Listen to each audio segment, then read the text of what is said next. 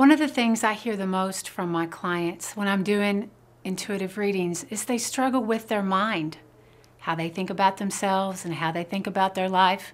They also struggle with depression.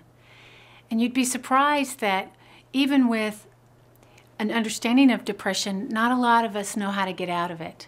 We all have times in our life where things don't go well, but when it really hits us on an emotional level, sometimes we need that extra kick in gear to remind us that we are powerful, spiritual beings that have the ability to create miracles from within. One of the best things to use meditation for is to clear the mind. Another aspect of meditation that can help is learning how to retrain your brain to talk about good messages, to talk good to you. I know a lot of people say, ooh, if you've been in my head, you wouldn't want to go there without a weapon because there's nothing nice going on in there. And that's even with people that are helpful, they love people, but they just don't have a lot of self-dialogue that's supportive.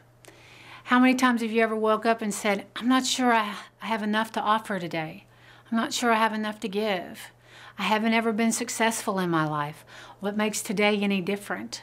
Sometimes we have negative thinking, not just because of our environment, but just because we haven't learned how to think differently.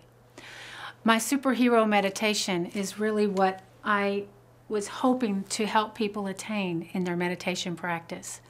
It helps detox the mind of all negative mind chatter. Not all, but it does reduce the noise. And then it provides a way to use affirmations to build energy in your mind about where you want to be and who you want to be. I encourage you to spot check your thinking. Are you talking good to yourself? Are you positive? Are you supportive? If you are, you can only be an inspiration for others. If you struggle with how you feel and think about yourself, take a moment to think about why you think that way. Look at where you can change your thinking. Even if you don't believe it, you have to start somewhere. A lot of people struggle with, I'm not enough.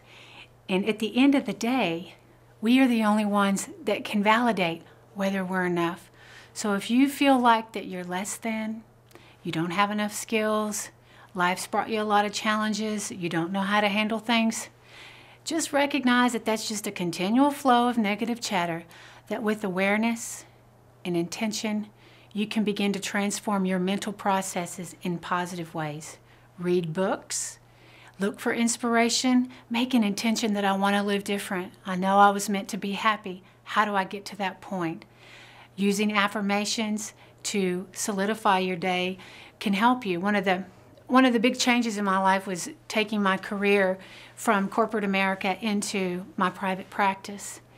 And I was nervous, and one of the things I did to get over my nervousness and my fear about being successful is I started to look at how many things in my life I had actually been successful at.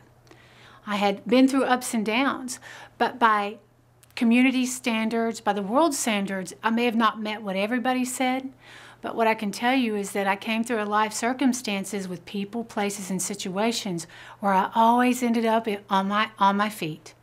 And I started to look at my successes rather than my failures. Then I said an affirmation and put a little sticky note, and it said, I surround myself with people that love and support me. And I let that be my only intention every day. And as a result, old things fell away and new relationships, new opportunities, and things began to come in. That doesn't mean I didn't get scared at night, like how am I going to pay the bills? It just meant that it gave me the motivation and the faith to keep using my mind energy to move forward.